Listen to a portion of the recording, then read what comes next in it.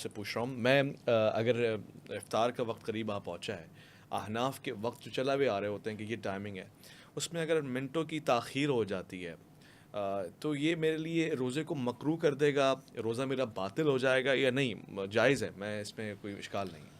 دیکھیں جو قرآنی حکم ہے نا، اس میں احناف کی بات نہیں ہے، قرآنی حکم دیکھیں، حکم پر غور کریں تو وہ حکم کس کی تائید کر رہا ہے فیصلہ ہو جائے گا۔ اوکے قرآن کریم کہتا ہے ثم اتم الصیام الی اللیل، یوں نہیں کہا ثم اتم الصیام فی اللیل، ٹو نائٹ، ان نائٹ نہیں، روزے کو پورا کرو رات تک، یہ نہیں کہا رات کے اندر۔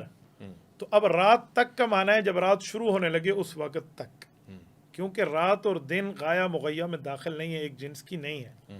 اصول یہ ہے کہ جس جگہ لفظ الہ آ جائے اس جگہ دیکھا جاتا ہے کہ پہلی چیز دوسری چیز ایک جنس کی ہے تو دونوں شامل ہوتے ہیں، اگر وہ ایک جنس کی نہیں ہے تو اس میں شامل نہیں ہوتی۔ میں مثال دے رہا ہوں، وضو کے لیے مسئلہ آیا ہے فَغْسِلُوا وُجُوهَكُمْ وَأَيْدِيَكُمْ إِلَى الْمَرَافِقِ، آپ نے ہاتھوں کو دھونا ہے مرفق تک، مرفق کہتے ہیں کونی کو۔ جی جی اب یہ کونی اور بازو ایک جنس ہے تو اس لیے کونی سمیت دھونا ہے، اگر کونی الگ ہوتی بازو الگ ہوتا تو پھر کونی شامل نہ ہوتی۔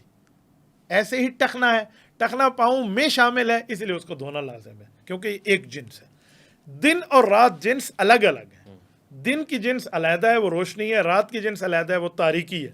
تو قرآن نے کہا ثم اتم الصیام الی اللیل، روزے کو پورا کرو رات تک، اس لیے رات شامل نہیں ہے، تو ہمیں اس وقت پورا کرنا چاہیے جب رات ہو گئی ہے۔ تو احناف نے یہ الہ سے استدلال کیا ہے جس سے واضح طور پہ قرآن کریم کا اشارہ سمجھ آتا ہے۔ تو آپ کو چاہیے آپ اسی وقت روزہ کر لیں، افطار کر لیں، آپ کے پاس جو چیزیں آپ کھا لیں، نہیں ہے آپ کسی سفر میں ہیں تو آپ افطاری کی نیت کر لیں، اور کیا ہو سکتا ہے، تو آپ کا روزہ پورا ہو گیا۔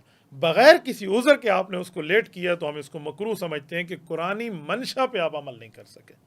اوکے یعنی اگر کچھ منٹ لیٹ ہو جائے بغیر کسی ریزن کے تو پھر اس وقت آپ نے روزے کی صحت باطل ہو گئی ہے یا گوارا ہے؟ نہیں، روزہ آپ کا ہے، روزہ آپ کا ہو گیا ہے، اوکے بس یہ ہے کہ وہ کہتے ہیں نا سی آف، آپ نے روزے کو اچھے انداز سے نہیں کیا، تو سی آف کرنے کا انداز جو تھا وہ یہ ہے۔ بہت بہترین بہت بہترین۔ اچھا، روزے کے اختتامی لمحات میں شب قدر سے ہماری ملاقات ہوتی ہے، پروردگار نے بڑی نعمت عطا فرمائی ہے، مگر اس کو مبہم کیوں رکھا ہے؟ یعنی مخفی رکھنے کی کوئی خاص وجہ روایات سے ہٹ کے آپ کیا سوچتے ہیں؟ ٹیکنیکلی کوئی ریزن سمجھ میں آتا ہے؟ بتا دیتے تو بہت سے لوگوں کا بھلا نہیں ہو جاتا؟ ٹیکنیکلی اگر اس طرح بتا دیا جاتا نا تو عبادت صرف ایک رات میں ہوتی۔ اللہ چاہتے ہیں ہر رات مجھ سے مانگو، دیکھو اللہ کو مانگنے کی ضرورت نہیں ہے، وہ آپ کو اور مجھے متوجہ کرنا چاہتے ہیں۔ وہ سمندروں کا مالک ہے، ایک آنسو کے قطرے سے پیار کرتا ہے، اسے پانی مطلوب نہیں ہے، وہ تو سبعۃ ابحر، 7 سمندروں کا مالک ہے، تو ایک پانی کے قطرے سے کیوں پیار کرتا ہے؟ تو وہ آپ کو اور مجھے متوجہ کرنا چاہتا ہے، اس لیے ایک رات نہیں بتائی گئی۔ اگر ایک رات ہوتی تو سارے اسی میں عبادت کرتے۔ آپ مجھے بتائیں، ہم عید کی نماز ایک دن بتا دیا گیا اس دن پڑھتے ہیں، کیا اس دن ہم اس طرح جمع دوسری عید کو ہوتے ہیں؟ نہیں ہوتے۔ تو پتہ چل جاتا تو اگلے دن رمضان کی ویلیوز اس طرح لوگ نہ لیتے۔ نمبر 1۔ نمبر 2، یہ جو رمضان المبارک میں ہمیں کہا گیا ہے کہ اس کو تاک راتوں میں ڈھونڈو، اگر آپ اس پہ کہیں کہ جفت راتیں تو پھر سو کے گزارو، میں کہتا ہوں نہیں، ہم نے جفت اور تاک ایون اور آٹ کو سمجھ لیا ہے، یہاں ایون اور آٹ مراد نہیں ہے، اچھا، یہاں جفت اور تاک کی لاجک کچھ اور ہے۔ کیا ہے؟ آپ نے عقلی بات کی تو میں پیش کرتا ہوں۔ مثلا آپ کو اور مجھے نہیں پتا کہ چاند 29 کا ہے یا چاند 30 کا ہے، چاند 29 کا بھی ہو سکتا ہے، 30 کا بھی ہو تو سکتا ہے، آخری دن میں پتہ لگتا ہے نا۔ ہاں رائٹ۔ اگر چاند ہے 30 کا تو پھر ہوگا 21، 23، 25، 27، 29، یہ ہے تاک۔ اور اگر چاند ہے 28 کا، ساری چاند ہے 29 کا، تو پھر کیا ہوگا؟ پھر 22، 24، 26 اور 28، یہ بنیں گے تاک۔ اچھا جی ہاں، یہ حضرت شیخ الحدیث مولانا محمد زکریا کاندھلوی رحمۃ اللہ علیہ کی یہ تحقیق ہے فضائل اعمال والی۔ لیکن انگریزی میں ایون آڈ نمبر کہتے ہی اس کو ایون ہوتا ہی 1 3 اور 5 7 کر کے، جو آڈ نمبرز ہیں وہ اس طرح سے ہوتے حضرت ہیں۔ میں نے پہلے کہا کہ اس کو ایون اور آرٹ کی طرف نہ لے جائیں۔ پھر یہ جو حدیث میں ہے نا کہ وطر راتوں میں ڈھونڈیں، تو وطر تو تب ہمیں پتہ چلے گا نا کہ تاک تب ہے جس وقت مہینہ پورا ہو، تب 21 بنے گا نا۔ ہمیں تو پتہ ہے نا 29 بن گیا تو پھر 21 کیسے تاک ہے؟ پھر تو آخری عشرہ دیکھا جائے گا. شریعت میں ایک سے گنتی نہیں دیکھی جاتی. شریعت میں رمضان کو 3 حصوں پہ تقسیم کیا گیا. اول رحمت اوسط مغفرت آخر عتق من النیران, کہ پہلا عشرہ یہ ہے, دوسرا یہ, پہلا عشرہ رحمت کا ہے, دوسرا مغفرت کا ہے, تیسرا کس کا ہے, اور تیسرا عشرہ ہے اس کا جہنم سے آزادی کا. تو تیسرا عشرہ 10 دن ہے نا, تو یہ عشرہ کبھی 9 پہ بھی آ جاتا ہے, 9 بھی ہو جاتا ہے. تو جب 9 ہو جائے گا تو اس کے لیے ہم پھر 22 کو دیکھیں گے, پھر ہم اس کے لیے اس کو دیکھیں گے, 24 کو دیکھیں گے, 26 اور 28 کو دیکھیں گے.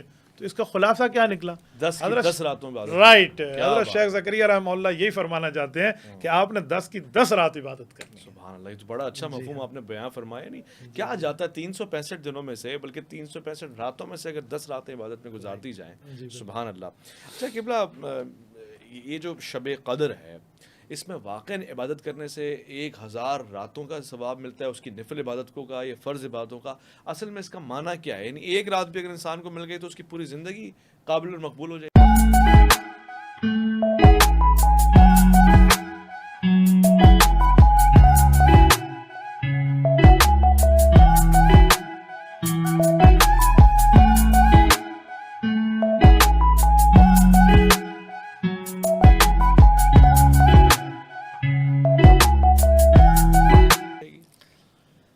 یوں نہیں ہے کہ ایک رات عبادت کر لی تو 84 سال بنتے ہیں, 1000 مہینہ, تو لہٰذا اس کو 84 سال عبادت کرنے کی ضرورت نہیں ہے. ایسا نہیں ہے. اگر ایسا ہوتا تو بیت اللہ شریف میں ایک نماز پڑھنے کا ثواب 1 لاکھ ہے.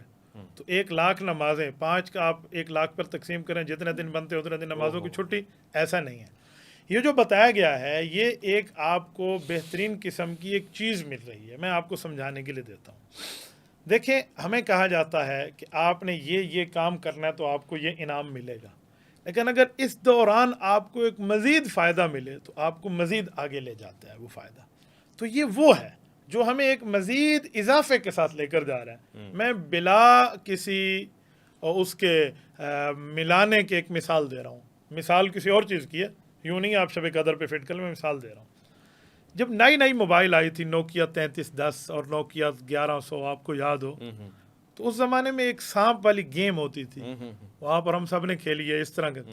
اس دوران جب ہم کھیلتے تھے تو اس چیز کو جا کر وہ سانپ ڈستا تھا تو ہمیں نمبر. اس دوران ایک چیز اور بھی آ جاتی تھی, اگر ہم اس تک جلدی پہنچ جاتے تو ہمیں 10 نمبر اضافی مل جاتے تھے. تو اس کا یہ مطلب نہیں ہم گیم کے ونر ہو گئے, درمیان میں ہمیں ایک بونس مل گیا ہے. تو یہ جو شب قدر ہے یہ ایک بونس ہے جو ہمیں اس طرح مل رہا ہے. تو ہمیں یہ نہ کہیں کہ ہمیں 84 سال کی اجازت مل گئی, تو یہ خیر من الف شہر, یہ ہے خوبصورت.